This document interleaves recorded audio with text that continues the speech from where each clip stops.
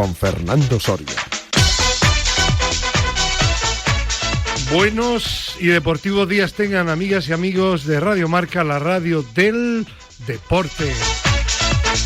Iniciamos aquí nuestro fin de semana al límite, programa de sábado, el de hoy, tertulia mañana domingo, donde hablaremos sobre todo en la parte final del primer clásico de fútbol de la temporada entre el Real Madrid y el Barcelona. Y en definitiva, un fin de semana con mucho deporte, de momento al límite, con Raúl Santamaría en la parte técnica y Xavi Vergara, coordinación, producción y también tertulia.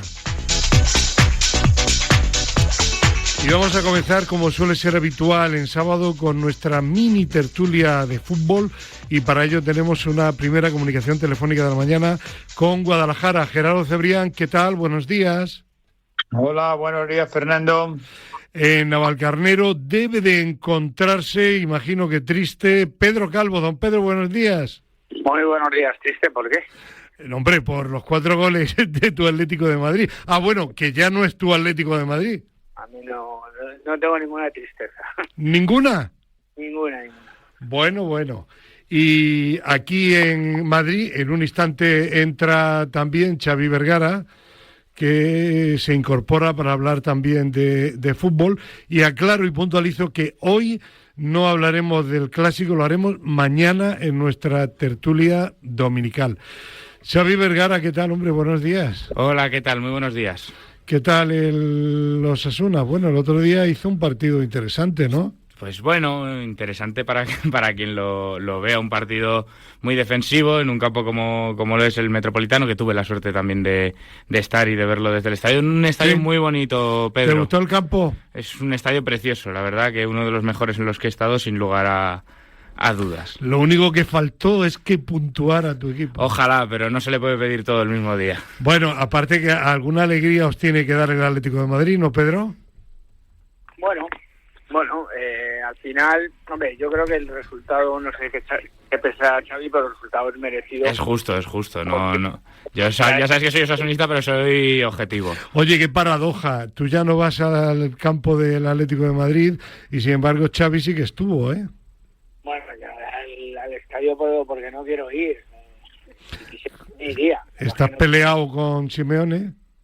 Sigo, claro. Es que... Oye, acércate un poquito al teléfono, hombre, que llega tu voz un poquito, perdón. Sí. Digo que sí, sigo peleado, aunque es verdad que, bueno, en el partido de los 4 goles tampoco tiene un poco de culpa, pero no tanta.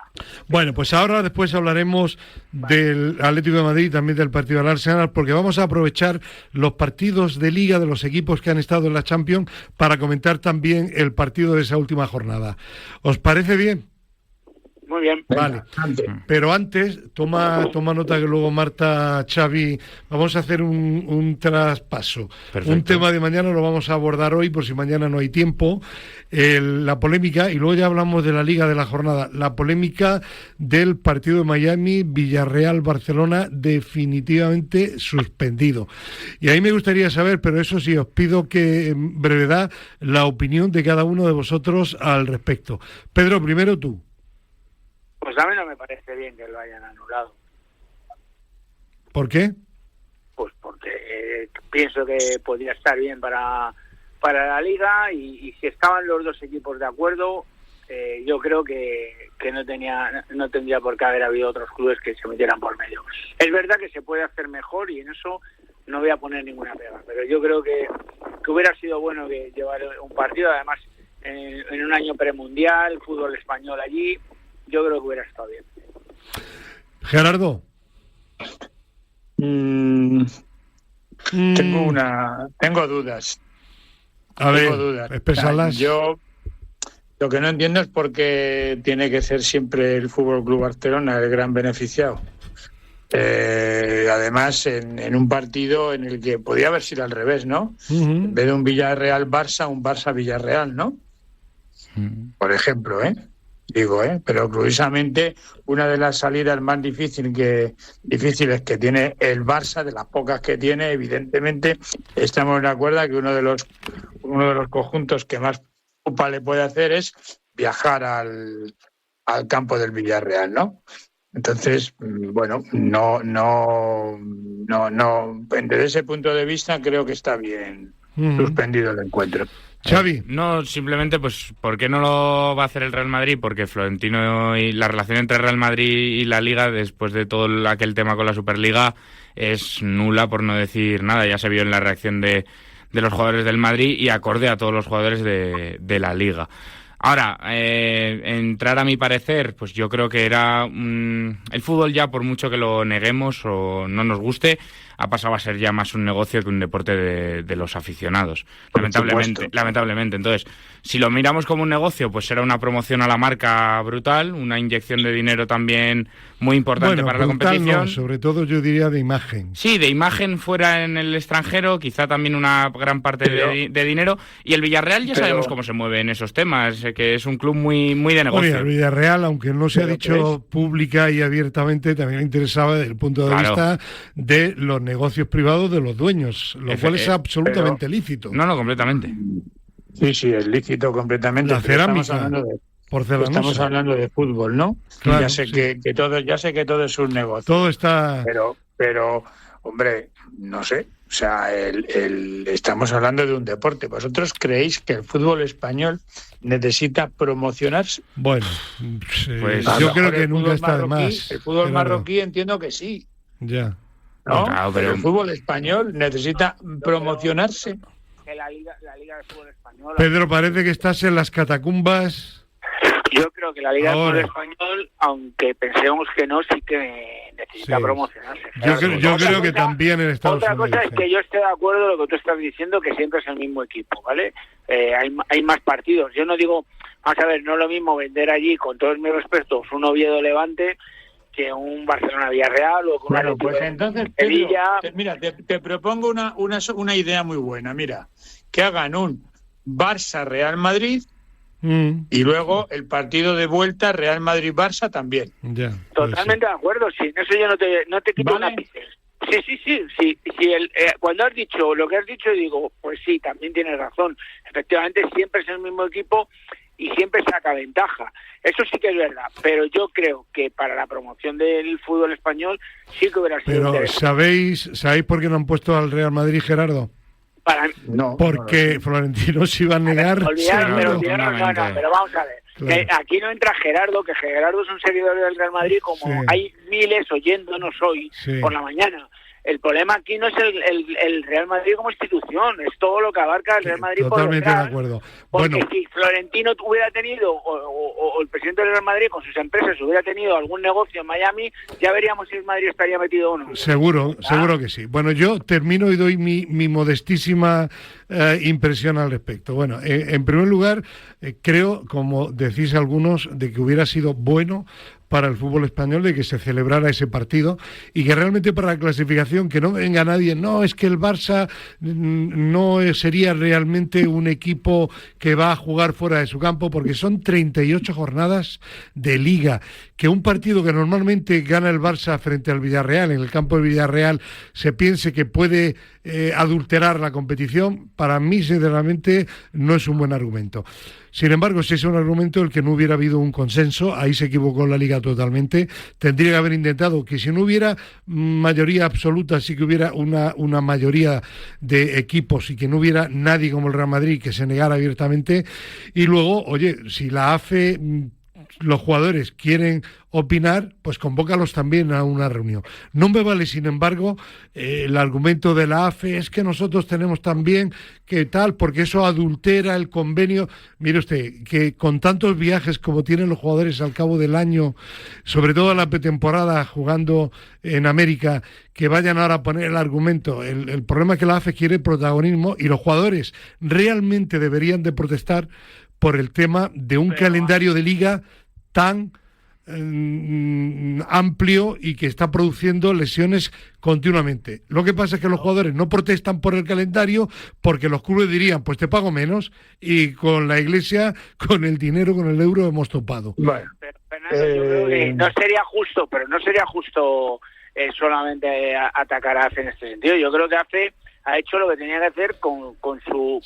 Bueno, y perdona, Pedro, muy breve, también llevan razón en una cosa, me parece impresentable la censura por parte de la Liga de que... Eso ya está es... claro, pero si tú lo has dicho ahora, que además nos lo preguntaste la semana pasada, que no entendías, y te dije yo creo que los jugadores lo que están es enfadados porque ya no es porque se vaya a ir o no, sino porque no se cuentan con ellos. Sí. Claro, tú convócalos y escúchalos, y luego si finalmente se decide ir, van a ir, porque dependen de los clubes, sí. pero convócalos. Yo creo que se ha hecho mal. En este sentido yo no tengo por qué defender a AFE más que a otros, pero yo creo que en este sentido AFE ha hecho lo que tenía que hacer. En lo otro que has dicho, pues AFE no puede hacer más, porque efectivamente los jugadores le van a decir, bueno, pues tengo que jugar 70 partidos, pero me van a pagar 20 millones, pues me van a pagar 20 millones, está claro. Pero yo creo que AFE en este sentido ahora ha hecho lo que tenía que hacer. Yo estoy más en pues por eso decía Pedro de que la Liga lo ha hecho mal. Eso es, no, que para mí el responsable de todo esto y de que la empresa de Miami se haya tirado atrás... Bueno, la empresa de Miami se ha tirado atrás porque ha visto que había un berenjenal tan grande aquí en España que no tenía seguridad de que iba a haber partido. Claro, no, o cómo lo iba a ver. Aquí el problema es que, y terminamos rápido, al final, la Liga tiene que coger y hablar con UEFA, ponerse a UEFA de su parte en el mes de agosto, y luego empezar a generarlo con los clubes. Es que tenía que haber dado los pasos como debería. Buscar un consenso. Claro, y tú das los pasos como debería, y luego sigo estando de acuerdo con Gerardo que no puede ser solo el Barcelona, que si tienes que llevar un Sevilla-Betis, que es súper atractivo, llévate un Sevilla-Betis.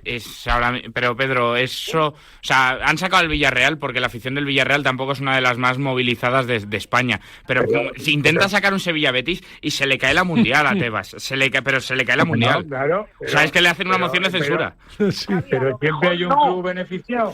No, pero igual a los clubes le interesa, pero la afición sevillista y la bética, con lo calientes que son...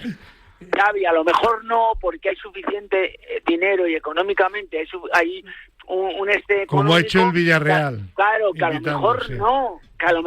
Es que estamos diciendo que si se hubiera hecho que no va a haber tiempo para hablar de lo deportivo, que creo que estamos de acuerdo en que es una oportunidad perdida, todavía recuperable para el futuro, pero que hay que hacerlo de otra forma mejor, con mayor consenso de todas las partes. Está claro. Sí, y metiendo a más equipos en el ajo. Totalmente de acuerdo. Sí, señor. Bueno, pues venga, seguimos adelante, y del calendario de este fin de semana de Primera División vamos a comenzar con el partido del Athletic Bilbao frente al Getafe, 18:30, por eso de que el Athletic Bilbao es uno de los equipos que ha jugado Champions esta semana. Se enfrenta al Getafe y acierto total, sobre todo de Xavi, de Gerardo y de Pedro, cuando dijisteis que iba a ser un dolor de muelas para el Real Madrid, porque lo fue, ¿eh? Sí, es que estaba clarísimo. Hasta que llegó el tonto, yo le conozco de la época del Granada, y lo digo cariñosamente, de Nión, que la lió. Yo lo estaba viendo, digo, ahora sale este tío y la lió. Hasta ese momento el Getafe tenía el partido bastante controlado, ¿eh? A Nión le hicieron la que hace él todos los partidos. De irse al suelo a la mínima que puede. Y se le colaron, al Getafe le han colado la del Getafe, que es la de irse al suelo al mínimo contacto. A ver, No, pero seamos justos, Nión va directamente a por él, y sabéis que no es santo de mi devoción, porque sí, claro. El se marcó un partido. Si yo no digo que la roja sea inmerecida, ¿vale? Pero para mí al final todo el mundo está diciendo, es que bueno, roja de aquella manera. No, tú sales al campo y te vas directamente. No, si la roja es merecida. Si yo eso no lo cuestiono, Pedro. No. Por eso digo el tonto, entre comillas, claro, deportivamente hablando. Sí, porque le rompe el partido a su equipo. Claro, porque a partir de ahí el Madrid encuentra el hueco y Mbappé no te va a perdonar. Te la enchufa, claro. Y acordaros de la parada de Courtois. Es verdad que seamos justos, a los puntos podía haber sido un empate, pero bueno... Hombre, el Madrid hizo mayores méritos, pero eso era previsible, claro. Pero tampoco el Getafe hizo un partido para haber ganado. No, ¿vale? Pero hubiera tenido posibilidades de empatar hasta el final. Sí. Y bueno, con 9 la última parada es de Courtois. Sí. Gerardo. Pues ese mismo dolor de muelas que tuvo el Madrid es el que va a tener el Athletic. Ya, sí. Ni más ni menos. ¿Qué os pareció el Athletic el otro día en su primera victoria europea? La segunda parte bien. A mí muy flojo. Sí. flojo. Pues flojo porque el equipo que tenía delante... No, sí, el Karabaj no había perdido en los pues sí, partidos había ganado anteriores. los dos primeros. Había ganado los dos primeros, pero luego es un Karabaj en Karabaj. casa.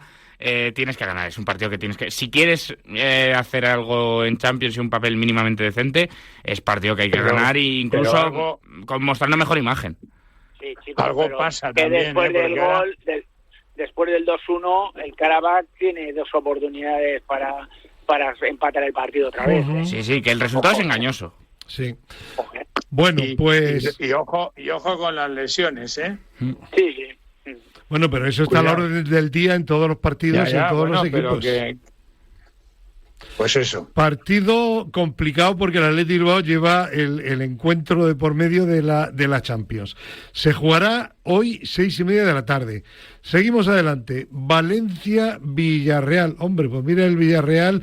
Bueno, ¿qué os pareció Pues- frente al City y qué os pareció también el City? ¿Va recuperando, Pedro, un poco el tono que quiere Guardiola con los fichajes que ha ido incorporando desde la temporada pasada al equipo?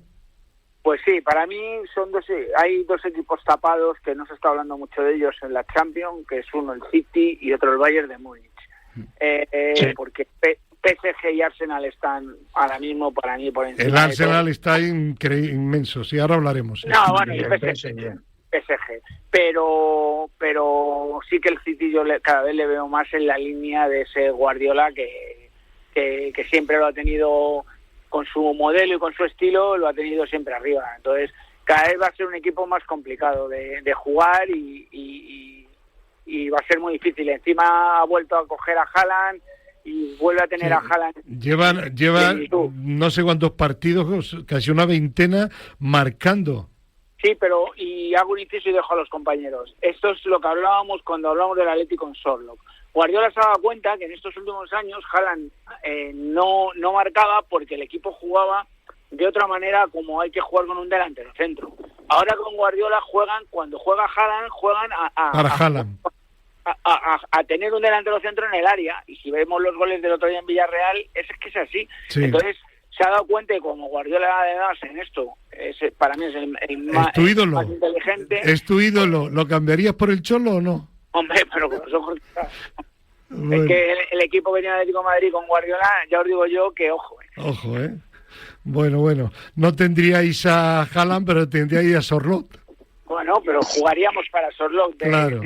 de manera como es debido. Bueno, a ver, Valencia-Villarreal, Xavi... Pues un partido a priori atractivo para el Villarreal, porque el Valencia pasa por horas muy bajas, sin una idea clara de juego. El otro día empató, pero no está bien. Todo lo bueno que tuvo Corberán la temporada pasada, este año no lo está consiguiendo. Tiene problemas materializar. internos en el vestuario. de lo que Efectivamente. hablamos. Y cuando venimos diciendo, Fernando, que hay problemas internos en el vestuario, la situación es de todo menos favorable. Ujú. Este es un buen partido para que se celebre en Miami. Sí, ¿no? Bueno, claro. Dos equipos levantinos. Venga, seguimos adelante y pasamos al domingo.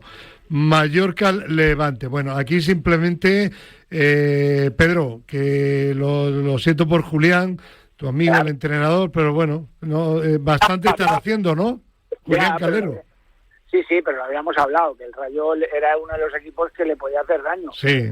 Por la forma de jugar que tiene. Entonces, bueno, pues no es de extrañar. Además es que el Levante, yo creo, soy amigo de Julián, pero Julián lo entenderá si nos está escuchando. Al final el Levante tiene lo que tiene y Julián tiene que pelear con lo que tiene. Uh-huh. Pero el Levante, por desgracia, para mí, ojalá no, pero para mí va a pelear hasta el final de temporada por no descender. Bueno, el partido de la jornada, el primer clásico de la temporada, 4:15 de la tarde en el Bernabéu, Real Madrid-Barcelona, lo comentamos mañana domingo. Y digo yo que con uno de los que le metió el Sevilla al Barça el otro día, te conformabas tú del Madrid al Barça, ¿no, Gerardo? No, de eso nada. No, con uno no. Gerardo quiere sangre después de la temporada pasada. No, Sí. yo no me conformo. Con uno no. Bueno. No. Vale, mañana lo cuentas. Seguimos adelante. Hombre, tu equipo, Xavi. Osasuna. Este es seguro Celta el resultado. A las 18:30. ¿Vas a estar allí o no? No puedo viajar a Pamplona. Buen partido, ¿eh? Sí, buen partido para empatar. Es que estoy pero seguro. Si miras los resultados del Celta, lleva todo empates a 1. El Celta va más, por cierto. Ya que hablamos de jugadores, de hoy día los jugadores son auténticos mercenarios, a muy pocos les importa el equipo de su vida, entre comillas. El equipo de su vida es el que le acaba de fichar y le da un contrato mejor que el que tenía anteriormente. Iago Aspas, jugador ya con más partidos en la historia del Celta de Vigo, 500 y pico, marcó el otro día un golazo, el primero de su equipo en la Europa Liga, un jugador de chapó. En el aspecto deportivo hay algún pero que achacarle, porque suele ser en el campo bastante protestón con los compañeros del equipo contrario y tal. Pero como jugador yo creo que chapó. Es verdad que gana mucho dinero en el Celta de Vigo, pero podría haber ganado más fuera del Celta de Vigo, y jugadores que sienten los colores como Iago Aspas, yo creo, Pedro, que quedan muy poquitos, ¿eh? Sí, la verdad es que con esa mentalidad del club, muy pocos. 38 años y míralo, siendo decisivo partido tras partido. No, y el jugador con más partidos en el Celta de Vigo, que creo que lo tenía un jugador de la... Manolo. De la temporada de los 70, o sea... No, 80-90, Manolo. 80-90, bueno, sí. Pues un jugador casi como que tenía 40 años de diferencia, el récord, ¿no? Sí, entonces te demuestra ahí que, pues eso, que es un jugador de club. Luego todo lo demás, lo deportivo, pues bueno, pues como muchos jugadores, tiene sus cosas buenas y sus cosas malas, pero bueno, pero ahí está un ejemplo para la gente. Gerardo, ¿viste el golazo que marcó con 38 años? Sí. Impresionante. Uh-huh. Sí, memorable, o sea, de gorrazo, vamos. Bueno, pues un partido que dice Xavi que empate. Bueno, pues seguro que el Celta firmaba un empate. Rayo Vallecano a la vez, lo dejamos y nos vamos al lunes. Dentro de 40, algo más de 48 horas, Betis Atlético de Madrid, partidazo. A ver, ¿cuánto le va a meter el Betis al Atlético de Madrid? Pedro, de hecho, nada. ¿No? No. El Atlético de Madrid, cada vez que juega fuera de casa, cambia por completo. El Dr. Jekyll y Mr. Hyde. No, estoy de acuerdo, es el cuentecito que tenéis la prensa con el tema de que fuera. El Atlético de Madrid, los dos últimos partidos, tanto con el Arsenal como en Vigo, no ha merecido perder. Que ha habido circunstancias... Perdona, pregunto, no digo que no mereció perder contra el Arsenal. No. Para mí no. A ver. Para mí no, porque el equipo con 0-0 tiene oportunidad de ponerse por delante, claras y con el partido controlado. Que ahora tenemos que entrar, lo de siempre, que yo no entiendo que como profesionales tan bien pagados no pueden controlar que el equipo ha recibido gol a balón parado en casi todos los partidos que ha jugado, tanto en casa como fuera. Uh-huh. Eso es lo que no se puede permitir. Y eso no es cuestión de jugadores, eso es cuestión de los que trabajan con los jugadores. Ha dicho, sin embargo, Simeone dijo que el problema de la derrota es de detalles de los jugadores. No, de detalles de los jugadores. Lo dijo en la rueda de prensa. Claro. Pero... Y yo también lo digo, claro, pero vamos a ver. ¿Y por qué haces cuando estás en el partido, te has metido en 1-0, casi empatas a la siguiente jugada, que tu hijo está a punto de empatar el partido, coges y haces 3 cambios seguidos? Los cambios. Eso le criticaron en varios medios de comunicación. Claro, páralos. ¿Por qué? Porque además cuando haces esos 3 cambios, el equipo vuelve a desaparecer, como le pasó en otro partido, en el del Liverpool, me parece que fue. Uh-huh. O sea, al final, todas esas cosas son no son de jugadores, son de entrenador. Y los balones parados, cuando tú tienes un tío como Rice, o es que no ha visto... o a estas alturas de la película los analistas del Atlético de Madrid deberían de haberlo visto y saber cómo funciona a balón parado hasta el Arsenal. Hasta el narrador del partido, cada vez que iba a sacar un córner en el Arsenal, decía, ojo con el Arsenal en los córner, porque ha metido un gol, lleva marcando un gol por partido. Sí. Vamos, hasta el narrador del partido. O sea, los analistas, ¿qué partidos han visto? Entonces, para mí, son situaciones de staff, no son situaciones, porque es que el Arsenal le ha metido un meneo, el Arsenal salió fuerte, le metió atrás, tuvo sus ocasiones, pero luego el Atlético de Madrid controló el partido y fue un partido de ida y vuelta. Y cualquiera de los dos, hasta el primer gol, cualquiera de los dos podía haber ido por delante. ¿Estáis de acuerdo? Yo no vi el partido. ¿Estáis de acuerdo en eso, Xavi y Gerardo? Sí, o sea, vale. Sí, estoy de acuerdo y por eso digo que para mí el Atlético de Madrid es favorito en el Villamarín. En Sevilla. Sí. Al final, lo hemos dicho todas las semanas, y aquí el problema del Atlético de Madrid no es el propio club con la plantilla que tiene, sino es las cosas que hacen, porque al final, si tú no... Entiendo que tú salgas a intentar mandar en el campo del Arsenal y no mandes porque tienes un rival muy fuerte enfrente, y al final pues tienes tu toma y daca, pero tú en Sevilla, con todos mis respetos para el Betis, que es un equipo que me gusta cómo juega y que tiene buena tienes que ir a dominar el partido. Pero vamos, pero tienes que ir a controlar el balón, a dominar el partido, a meter un gol, a meter el segundo, y si no es así, pues con todos mis respetos para la afición del Atlético de Madrid, que siga aguantando a Simeone. Yo no lo quiero ver al Atlético de Madrid replegado atrás esperando a salir a una contra. Aparte de eso, ¿te gustó el Arsenal? A mí me encantó. Sí. Creo que es un equipo súper trabajado en los dos aspectos, tanto en el ofensivo, porque hay equipos que trabajan muy bien en el ofensivo, pero sufren en el defensivo. Bueno, ha encajado, creo que únicamente 3 goles en toda la temporada, tanto Champions como en la Premier, ¿eh? 3 goles. Creo que en Champions todavía no ha encajado, creo. Ninguno. Pero creo que no. Sí, y 3 goles en Liga, únicamente. El Arsenal me parece un equipo súper equilibrado. Sí. Y con una diferencia, que en partidos igualados tiene el balón parado. Claro. Bueno, para terminar, algo de este partido, Xavi. Al final, yo, por ponerle un poquito en valor al Betis, que no está jugando una mala temporada, pero es lo que dice Pedro. Está al final, bien, el otro día remontó bien. En Europa League sí que es cierto un empate 0 fuera de casa, el pasado jueves no está mal. Pero sí que es cierto que el Atlético de Madrid tiene un puntito más de calidad de plantilla que le puede hacer valer esa superioridad en el campo y llevarle al Betis a unos extremos de juego que no quiere llegar, pero es su casa. Oráculo. No, yo ya lo he dicho, para mí gana el Atlético de Madrid. Pues pierde. Bueno. No, de eso nada, gana. Pedro, apuesta por el Atlético de Madrid. No, pero yo estoy con Gerardo. Sí. Puede ganar. Pero aquí no es la teoría, aquí es lo que suceda luego, ¿no? No, claro, es lo que suceda, cachondo, pero claro. Es que el Atlético de Madrid debería de ganar. Debería ganar vale. Con todo mi respeto. Bueno, yo estaré atento a nuestro chat interno de Al Límite durante la celebración del partido el lunes por la noche. Estaré atento. Perfecto. Muy bien, bueno, oye, mañana domingo os convoco a todos y hablamos del clásico, ¿de acuerdo? Perfecto. De acuerdo. Vale, Pedro, un abrazo, gracias. Un abrazo grande. Gerardo, tú quédate. Sí. Que vamos a hablar no del Madrid, que es tu equipo favorito de fútbol, sino de tu deporte, que es el atletismo.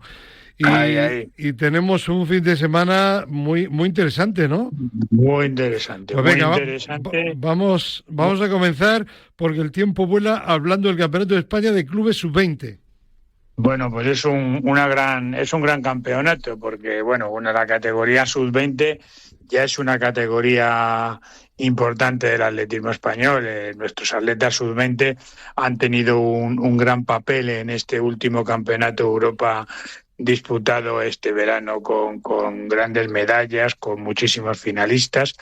Y fíjate que hasta 27 de esos atletas que estuvieron con la selección española en el Campeonato de Europa son atletas que defienden los colores de estos clubes que se van a enfrentar en la mañana de hoy en el Estadio Vallehermoso. Hay un equipo que es súper favorito, que es el Faxa Playas de Castellón. Fíjate que persigue su 14º doblete, es decir, ganar en hombres y en mujeres. Y bueno, es un escándalo. Lleva 22 títulos de hombres, 15 de mujeres. El año pasado se le escapó el de mujeres que lo ganó el Cueva de Nerja. Y ahí va a estar la historia, a ver si algún equipo es capaz de meterle mano al Playas de Castellón, que para mí creo que va a ser muy difícil. Bueno, pero la gran competición del fin de semana, Fernando, Medio Maratón de Valencia. Pero eso es un escándalo de competición. Pues venga, cuéntanos. Compiten 25.000 atletas y porque no quiere el organizador que compitan más, porque sacan las inscripciones y al mes han acabado y han puesto un límite de 25.000. Sin duda es el mejor de España, sin duda es uno de los top 3 del mundo. Ahí está hecho el actual récord del mundo de mujeres, 1:02:51. Está hecho el actual récord del mundo de hombres, de 57:30, de Yomik Kejelcha, el etíope, que por cierto compite mañana en Valencia. Me cuentan que la climatología para mañana es buena. Yo no descarto otro récord del mundo en hombres, aunque tiene muy buenos rivales, como son Patrick Mosing, Gideon Kiprotich, Rodríguez Cuisera, que es un atleta de Burundi, pero afincado en Castellón desde hace una década y que persigue la nacionalidad española. Son atletas que corren muy por debajo de la hora, el medio maratón. Insisto, no descarto un récord del mundo de cualquiera de los que he citado o de cualquier otro, porque compiten varios atletas, grandes corredores de 10.000 que debutan en medio maratón. En mujeres también puede haber récord del mundo, porque corren 3 mujeres, el récord del mundo es 1:02:51 y corren concretamente 2 mujeres que están a 30 segundos de esa marca. 30 segundos en una prueba de medio maratón no es nada. Y luego lo más importante para nosotros, y es que hay una nómina de atletas españoles maravillosa. Empezando por el plusmarquista mundial, español quiero decir, Carlos Mayo, el Chiqui Pérez, Javi Guerra, Yago Rojo, Said Mechal, que es el hermano de Adel Mechal. Adel Mechal, por cierto, debuta en la prueba de medio maratón. Fernando Carro. Y en chicas, pues un poco más floja la competición con Esther Navarrete, Meritxell Solero, Carla Gallardo, pero igualmente una gran competición. Y bueno, como estamos en temporada de cross... Media maratón de Valencia de impresionante, ámbito, Fernando, de categoría mundial. Mundial, no, por supuesto. Bueno, y vamos a terminar dándole también un pequeño espacio al cross nacional castellano-manchego. Sí, bueno, es un cross ya típico. Fíjate que lleva 42 ediciones, creo que lleva ya disputándose. Era conocido como el cross del chocolate y el vino, porque el ganador le daban su peso en chocolate y en vino. Anda. Sí, es curioso, ¿verdad? ¿Tú te quedarías con el vino o con el chocolate? Yo con el vino, naturalmente. Yo también, sí. Es en Quintanar de la Orden, además es tierra de buen vino. Sí. Y bueno, es una prueba más del circuito. No es un cross de los grandes, pero bueno, hay buena presencia. Yo destacaría a Idaida Prieto, la hija del mítico Antonio Prieto, y Blanca Fernández de la Granja en mujeres, y destacaría la presencia de un paisano tuyo, de Ignacio Fontes, granadino, gran corredor de 1500, que en esta época del año pues se faja en el cross. Es un buen cross, pero estamos todavía a la espera de ese gran cross que promete, que es el de Atapuerca y el de Sevilla, el de Itálica. Muy bien. Por cierto, el otro día le dieron la medalla del Real Mérito Deportivo a mi paisana, María Pérez, ¿no? Sí. Bueno, sí, no se la han entregado todavía, ¿no? Pero creo que sí, está concedido y con mucha justicia, tanto a ella en mujeres como a Álvaro Martín en hombres, el atletismo que va a ser protagonista de esos reales, de los premios de las reales órdenes. Muy bien. Sí. Bueno, pues fíjate, María Pérez, que por desgracia este verano no va a poder doblar en el Campeonato de Europa de Birmingham. Qué pena. Porque el mismo día es la prueba corta de marcha y la prueba larga. Muy bien, pues que una pena, pero mañana hablaremos de algo que no va a ser una pena, va a ser súper emocionante, contigo también, ese clásico entre el Real Madrid y el Barcelona. Gerardo, hasta mañana, un abrazo, gracias. Hasta mañana, venga, adiós. Bueno, vámonos ahora, es un decir ahora a esta hora de la mañana, ¿no? Al Colegio de Farmacéuticos de Madrid. Nos vamos a ir, imagino, al domicilio de Carlos Muñoz, que es vocal de plantas medicinales del Colegio Farmacéutico de Madrid. Carlos, ¿qué tal? Buenos días. Hola, muy buenos días. ¿Cómo estáis? Muy bien, queremos hablar contigo de plantas medicinales y actividad deportiva. Cada vez escuchamos más a deportistas hablar de plantas para mejorar el rendimiento o la recuperación. ¿De verdad pueden las plantas medicinales marcar la diferencia o es más mito que realidad?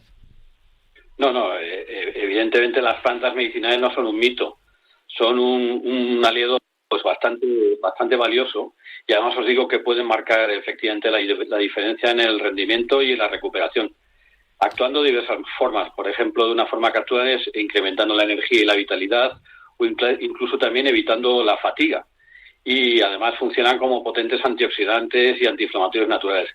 Si queréis os pongo unos ejemplos, por ejemplo el ginseng, la maca, la rodiola o el guaraná, que seguro que son bastante conocidos, se utilizan precisamente para mejorar la resistencia física y la capacidad de recuperación en este sentido. Sí, todos estos que has comentado, el ginseng, la guaraná, ¿son estimulantes naturales o cada uno actúa de una manera diferente sobre el cuerpo?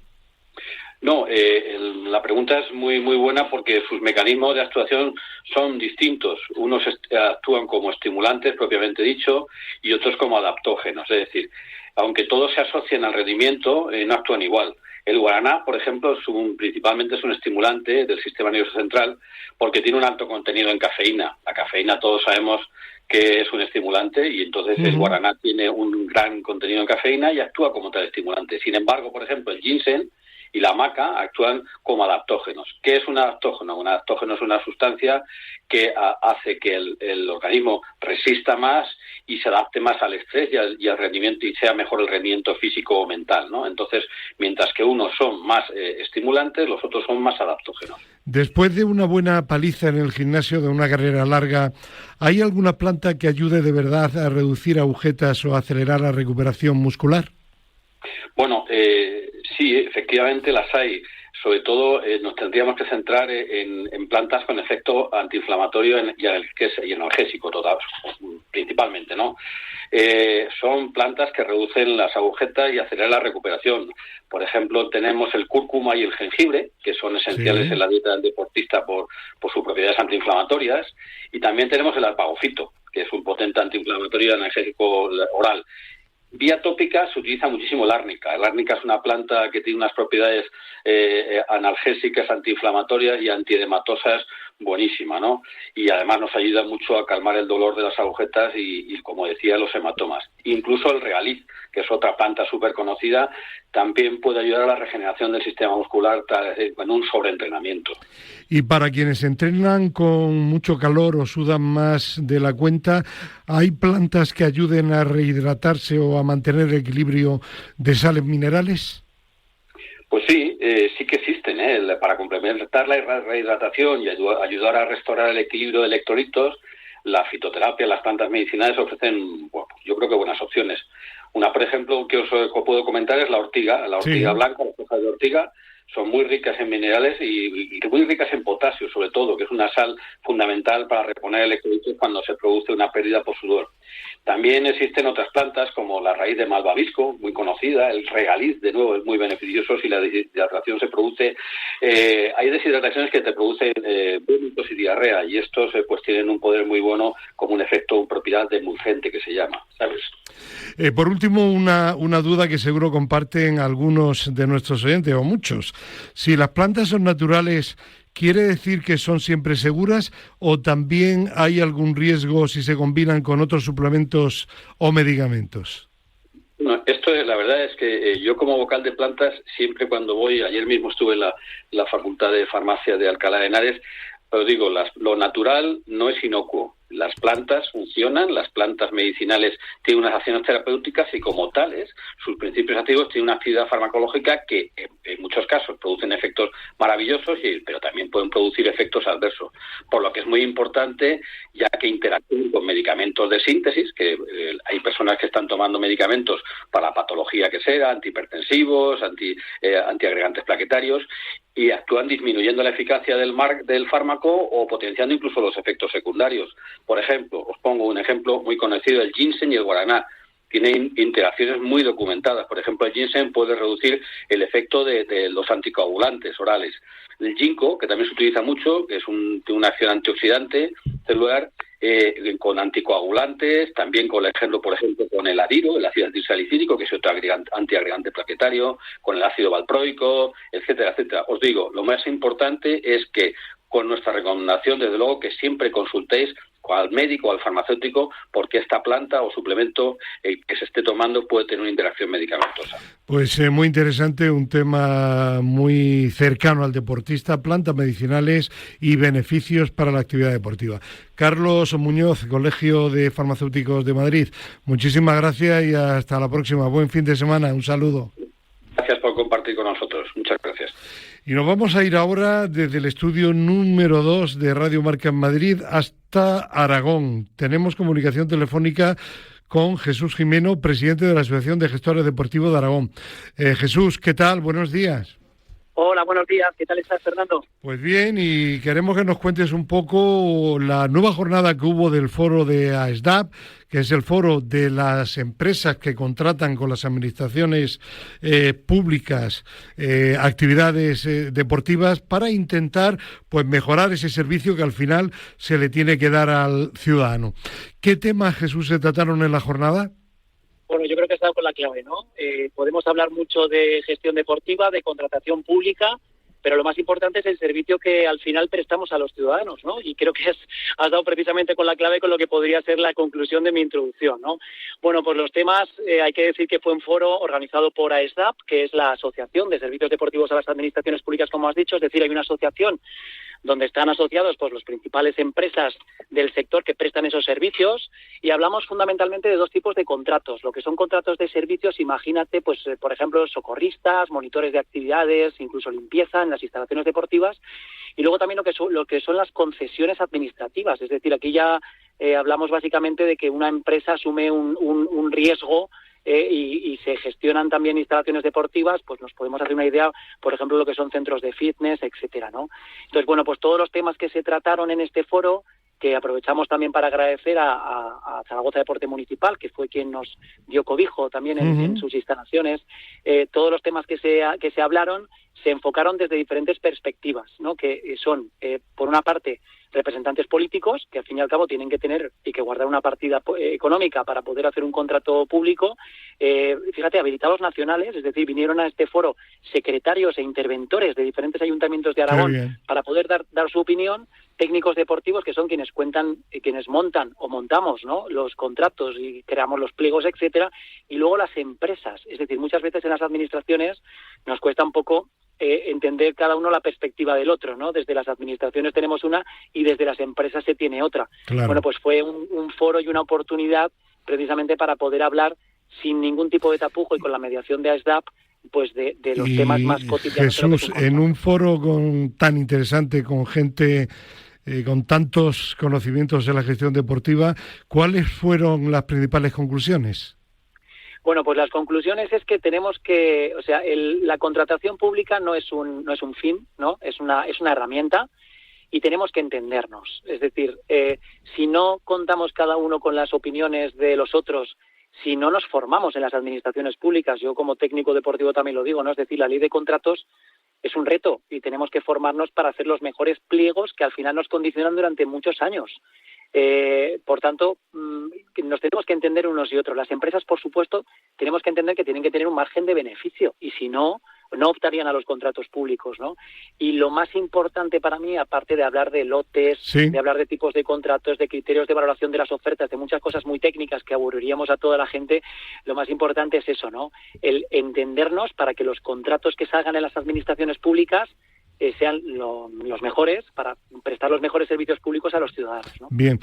Fortalezas, debilidades, oportunidades, amenazas de la colaboración público-privada en Aragón. Bueno, a ver, en Aragón y en el resto de España, ¿no? Porque no somos una región diferente, todo lo contrario. Nosotros, a ver, pensamos como siempre hay que verlo en modo de oportunidad, ¿no? Y de puntos fuertes. Los puntos fuertes es que el deporte bueno, pues no para de crecer, ¿no? Tenemos unas cifras espectaculares. La inversión, el gasto público, que recientemente se han publicado estudios, estamos hablando del gasto público del deporte, sin contar con ligas profesionales, etcétera. Simplemente el gasto público son 4.000 millones de euros, de los cuales 3.200 se gestionan por parte de los ayuntamientos. Ojo, es muchísimo dinero que se pone encima de la mesa para los contratos y para gestionar servicios públicos, ¿no? Por tanto, eso es un punto fuerte. El servicio no para o sea, el deporte no para de crecer. Uh-huh. Por ejemplo, pues evidentemente tenemos como puntos débiles pues los convenios colectivos de los trabajadores de las empresas, pues que todavía en esos marcos de negociación todavía hay algunos pues que no están claros, donde también ha habido, la seguridad social está muy encima y ha habido multas económicas a diferentes empresas. Eso es una realidad que también tenemos que entender las administraciones, que tenemos que hacer contratos que tengan flexibilidad, por ejemplo, para que cuando haya una empresa que esté contratando a un trabajador y luego haya que subir el sueldo, el salario mínimo interprofesional, etcétera, pues hay que tener flexibilidad en esos contratos para entender a las empresas y poder pagarles más dinero, ¿no? Y bueno, pues yo creo que eso sería un poco una DAFO. Habría que hablar muchísimo más largo y tendido, ¿no? Pero a grosso modo sería un poco el resumen de esa hay otro punto que es muy interesante, pero lo vamos a tener que dejar para otro día porque el tiempo vuela en la radio, el presente y futuro de la colaboración público-privada. Lo dejamos para otro día, Jesús, y así tenemos oportunidad de extendernos en algo tan importante y que incide directamente en el ciudadano. ¿Te parece? Perfecto, Fernando. A tu disposición para cuando quieras. Muchísimas gracias. Buen fin de semana. Un abrazo. Vale, Jesús Jimeno, buenos días. gracias. Hasta luego. Adiós. Bueno, creo que hemos podido recuperar una llamada telefónica que tenemos ahí un poco en el alero con el Club de Campo Real, Club de Campo Villa de Madrid, Open de España de golf. Jesús Barrera, director de deportes. ¿Qué tal? Buenos días. Buenos días, ¿cómo estamos? Pues muy bien, y deseoso de que nos cuentes cómo se preparó durante meses el Club de Campo este torneo para que pudieran participar los mejores golfistas del mundo. Imagino que tuvo que ser un trabajo arduo, ¿no? Pues la verdad es que sí, y además de muchas personas que llevamos preparando desde el punto de vista agronómico, para que te hagas una idea, vamos de año en año, o sea, es decir, cuando ha acabado ya este Open, pues ya estamos preparando por si al próximo año pues albergamos otra vez de nuevo el Open. Y luego la infraestructura que veis, pues la carpa del 18, todo lo que veis, pues eso se empieza a preparar en agosto, para que te hagas una idea. Bueno, y imagino que al final el resultado compensa, ¿no? Bueno, la verdad es que estamos muy contentos, yo creo que ha sido un éxito, además por varios motivos. El primero, el buen tiempo que nos ha hecho que bueno, pues que todo el público pudiera disfrutar. Si hubiera lluvia, sabes, ensombrece un poco todo, ¿no? Luego, la preparación agronómica, que hemos dado, yo creo que un par de vueltas a lo que habíamos hecho estos años de atrás. El Club de Campo no deja de ser un recorrido histórico muy bonito, pero bueno, ya sabéis, con las nuevas tecnologías, sobre todo la bola, pues en los campos ya cualquier campo se queda corto, ¿no? Y nosotros lo que hemos hecho es, bueno, pues oye, estrechar las calles, poner el RAF pues altito y exigente, y los greens pues duros, compactados, para que, oye, haya diferencia entre el que toca bien la bola y el que la toca regular, ¿eh?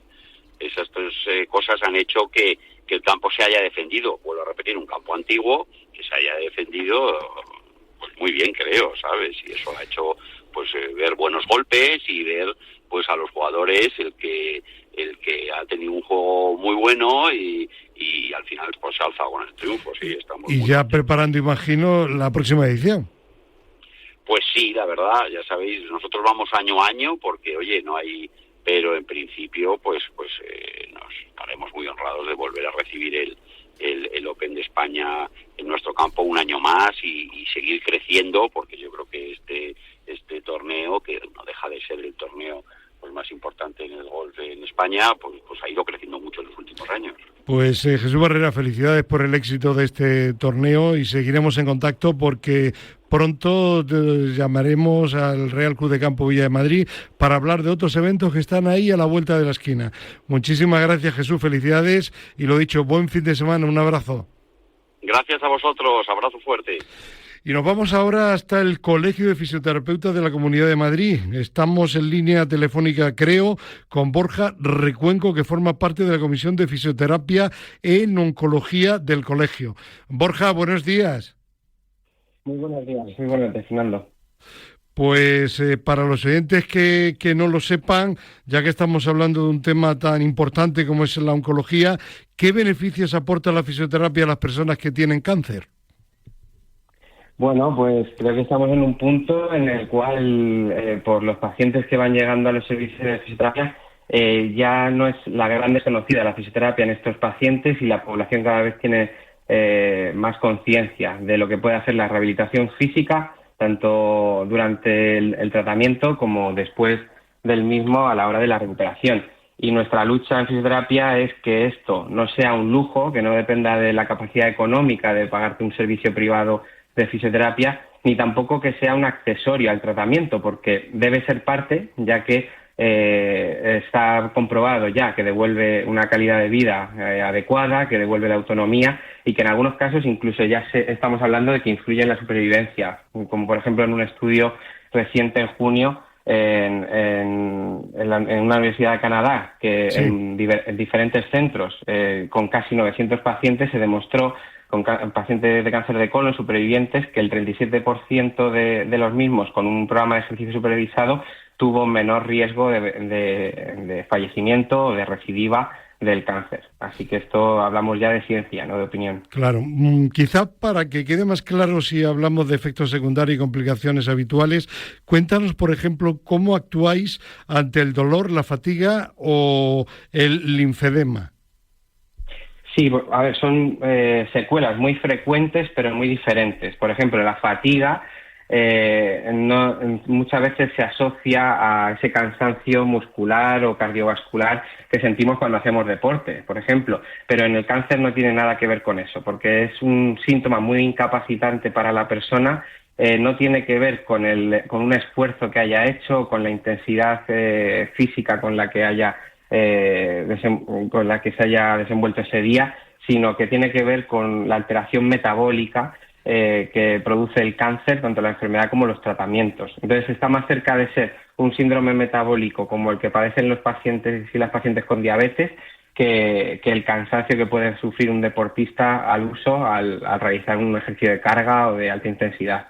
Entonces, y la paradoja de este síntoma, por ejemplo, es que lejos de quitarse con un descanso, con un reposo, empeora con el mismo y depende mucho de un ejercicio regular y adaptado, tanto con eso como con una nutrición adecuada, con un descanso adecuado y con un estado emocional pues lo más estable posible. Y por eso necesitamos un equipo interdisciplinar que pueda abordar al paciente de forma integral. Y luego en el dolor, existen diferentes tipos de dolor que vienen por diferentes causas, tanto por las cirugías como por la quimioterapia que produce ciertas neuropatías, incluso por dolores crónicos que padece ya el paciente. Y la fisioterapia, pues eso sí que es sabido que puede hacer mucho, y en oncología obviamente también. Y el linfedema es un síntoma que se ha conocido mucho a través de las pacientes de cáncer de mama y otros tipos de pacientes también lo padecen. Tiene que ver con una secuela de los tratamientos, y esto es importante que el paciente tenga una buena educación terapéutica, que acuda lo antes posible al servicio, porque es una secuela que puede ser reversible en cierto momento agudo, pero que si se deja o no se da la información adecuada puede suponer una secuela a largo plazo. Normalmente las enfermedades graves como el cáncer las tratan equipos multidisciplinares. ¿Suele haber ya también fisioterapeutas en estos equipos que tratan el cáncer? Bueno, hoy me has pillado optimista, Fernando, y voy a decir la parte buena lo primero. Creo que sí, que estamos en un momento en el cual tanto el ejercicio por parte de educadores físico-deportivos y fisioterapeutas como la rehabilitación física dentro del cáncer está creciendo y se están formando unidades de ejercicio físico oncológico y de ejercicio terapéutico. Pero aún no es suficiente, y aquí es donde quiero ahondar, porque me causa, sinceramente, un dolor bastante, a nivel personal y a nivel profesional, obviamente, ver cómo en el país se utiliza mucho la política, se utiliza mucho la sanidad dentro de la política, pero pocas veces esta política es nuestra aliada para mejorarla. Y creo que a nivel institucional, teniendo estudios que demuestran que con programas de ejercicio y rehabilitación, muchas personas con cáncer, que en España ya son podemos hablar de 2 millones los que tienen un diagnóstico o son supervivientes de cáncer, pues tengan mejor salud, mejor calidad de vida y mejor pronóstico de su estado de salud, pues creo que debe asentarse a nivel estructural, y esto necesita esfuerzos tanto de los equipos sanitarios, de la formación de los profesionales, como que a nivel hospitalario se pueda asegurar. Totalmente de acuerdo contigo, Borja Recuenco. Que muchísimas gracias por tu presencia en Al Límite en Radio Marca y seguiremos en contacto. Buen fin de semana. Un abrazo, Borja. Gracias. Igualmente, un abrazo, muchas gracias. Bueno, y a la recta final voy a saludar, porque estaba antes muy atento cuando hablábamos de plantas medicinales, a Juanjo Ergueta. Lo recordarán nuestros oyentes habituales, el organizador del torneo de pickleball de Les Arribes del Duero, y que estaba aquí siguiendo el programa y tomando nota de cómo se puede un deportista recuperar a través de estas plantas medicinales. Juanjo, ¿qué tal? Buenos días. Hola, buenos días, ¿qué tal? ¿Qué tal? ¿Qué te ha parecido la radio? Muy interesante verlo aquí en directo y contemplar cómo dirigís todo esto, toda esta programación, el estrés que padecéis a veces. Y bueno, algunos temas muy interesantes, como de las plantas medicinales. Bueno, has tomado nota de todo. De varias plantas. Y tú luego, como jugador en activo, tienes que buscar recuperarte pronto y bien, ¿no? Sí, sobre todo a mi edad se necesita un tipo de empuje como este, ¿no?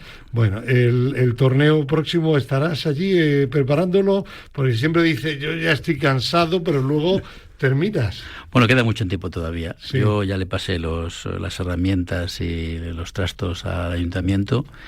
Y yo confío en que ellos recojan lo que es el torneo y puedan llevarlo a cabo. Yo estaré allí para apoyarles en todo lo que necesiten. Ya, porque si no, Ana, que te acompaña, tu señora, te echa de casa, ¿no?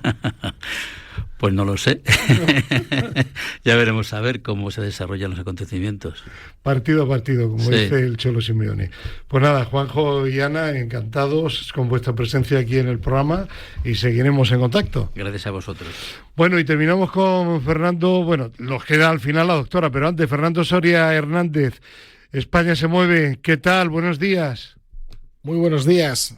Pues desde España se mueve estamos preparando ya el año 2026. Y estamos trabajando a nivel estratégico, diseñando nuevos programas de actuación. El primero de ellos, bueno, ambos relacionados con lo que es la inclusión a través del deporte. El primero más conectado con lo que son los diversos actores, porque lo que buscamos es, no ya crear, porque ya hemos empezado con ello, ¿no?, sino potenciar y formalizar más una red de trabajo a nivel internacional que pueda reunirse periódicamente, debatir, discutir ideas, problemas, soluciones, y con base a eso, ideas y problemas, y con base a eso aportar diversas soluciones. Y luego la segunda, como he dicho, también relacionada con lo que es la inclusión a través del deporte, pero en este caso más centrada en lo que son las instalaciones deportivas y los clubes, para trabajar y potenciar aspectos como son la accesibilidad y la inclusión. Muy bien, Fernando. La verdad, entre eso y el cierre de 2025 tenemos un trimestre bastante movido. Muy bien, Fernando, muchísimas gracias. Hasta la semana que viene. Hasta la semana que viene. Y hoy, 9:15 de la mañana aproximadamente, programa ya 391-391, Xavi Vergara de Madrid y se mueve. Con reportajes sobre la Copa del Rey de Doma Clásica que se celebró en el Real Club Campo de Villa de Madrid y el tercer Congreso Nacional de Gestores en Fisioterapia que organizó el Colegio Profesional de Madrid en el Hospital de Alcorcón. Además, tenemos varias noticias del deporte en la Comunidad de Madrid. Y el año que viene hablaremos también en el programa del torneo de Les Arribes con o sin Juanjo. Yo apostaría a con Juanjo. Seguro que sí. Bueno, terminamos. Ana María Jara Marcos, nuestra doctora favorita, ¿qué tal? Buenos días. Muy buenos días. Hoy hablamos de la patología traumatológica urgente de miembros inferiores. Abordamos lesiones del anillo pélvico y de la cadera, siendo la fractura de cadera o de fémur proximal la principal causa de problemas de salud, sobre todo asociada a la edad, por la fragilidad ósea y con una grave repercusión tanto en la morbilidad como en el deterioro funcional posterior. La etiología puede ser un traumatismo directo sobre la zona, pero en pacientes osteoporóticos este traumatismo puede ser leve o simplemente no existir, ya que nos rompemos y posteriormente nos caemos. La clínica es de dolor con impotencia funcional de la extremidad, que generalmente va acompañada de acortamiento y de rotación externa. El diagnóstico siempre es radiológico, lo que determina la localización de la fractura, debiendo ampliar la zona de radiología a la pelvis para descartar patología de las ramas pubianas que puede asociarse en un alto porcentaje. El tratamiento de la fractura de fémur es siempre quirúrgico mediante clavo intramedular, tornillos o prótesis dependiendo de la localización de la fractura. Sin embargo, las fracturas de las ramas, si no se acompañan de fracturas de cotilos, se pueden tratar con analgesia, reposo y control de las constantes, así como vigilar los órganos internos. Un deporte adecuado de la edad y el control adecuado de óseo puede prevenir estos contratiempos. Y esto es todo por hoy. Muy buenos días. Gracias a la doctora Raúl Santamaría. Mañana